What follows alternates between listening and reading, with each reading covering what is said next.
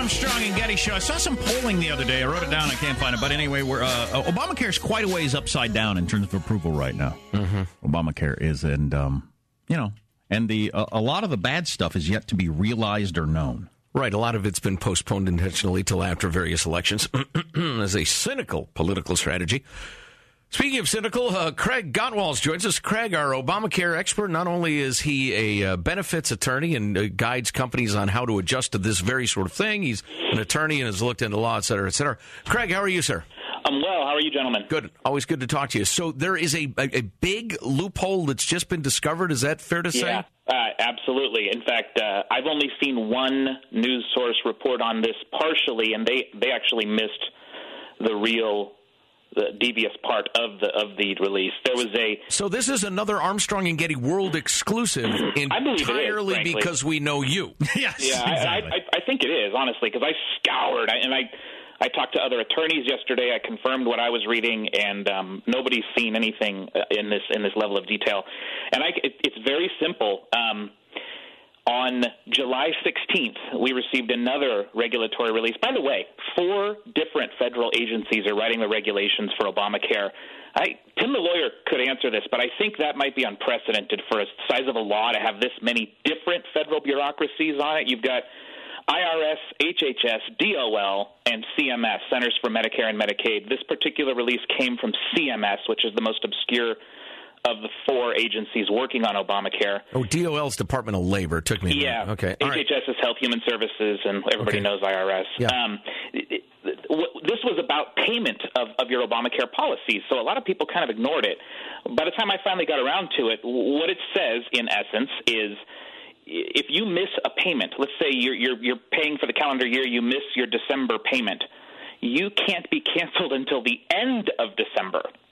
So if you don't pay for December, you have health care all the way through December 31st, which is very different and odd in the insurance industry, and this has all kinds of insurance executives very fired up. I'm trying to noodle this through. So generally, I have insurance. I don't make my payment, the 1st of January. Then as of the 1st of January, I don't have insurance. Exactly. That's you do till the end of the month. Okay. That's how everything's worked for all of the years we've had insurance, is that you get canceled retro back to the 1st of January, right?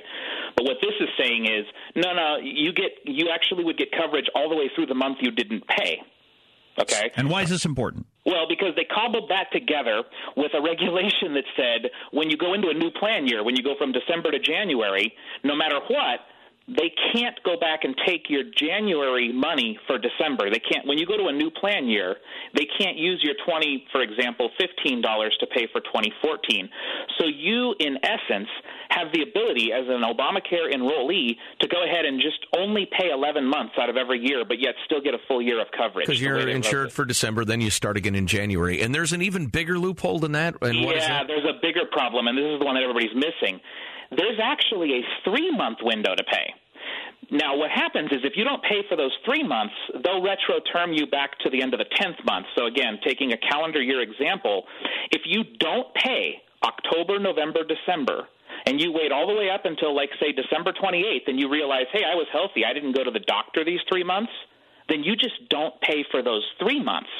Now a carrier has had to insure you for 12 months with only 9 months of pay. Now, if something horrible happens and you go to the emergency room on December 30th, you have until the end of the month to retro pay those 3 months back. Oh, so, then it's not insurance anymore. No, it's completely wait and see. Right, for the last quarter of the year. So you'll have people who can avoid disaster not pay the last 3 months of every year. So what will happen is, healthy people will only pay 9 months per year of premiums. Do you think people will catch on to this? I hope so. Our listeners will. I hope it does, because I want, obviously they need to fix this, and this would be an easy fix for the administration because it wouldn't require a statute. They can just do it via another regulatory release, but it's a perfect example. The regulations are going to be 140,000 pages when they're all done, guys. 140,000 pages.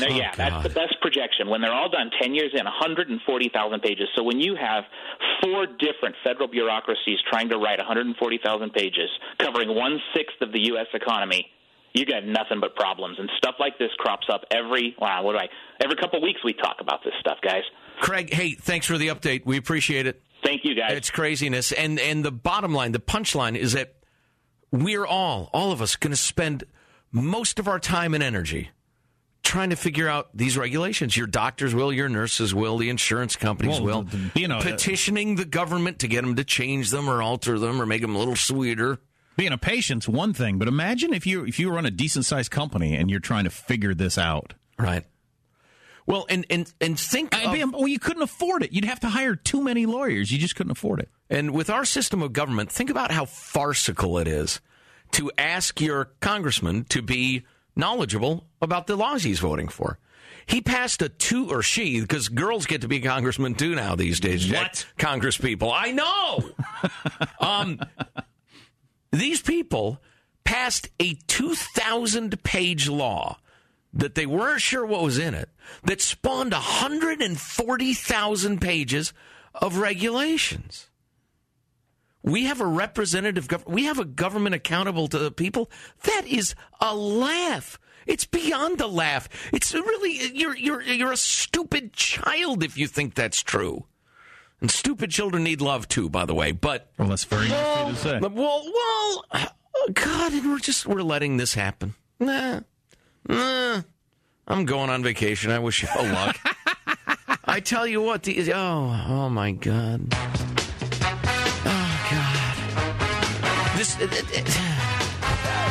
is one little example of the millions of pages of rules and regulations and law that run our lives in the so-called land of the free, which is also increasingly farcical. There's a lot of interesting stuff going on in the world, and we're going to try to bring some of it to you. Coming up, you're listening to the Armstrong and Getty Show.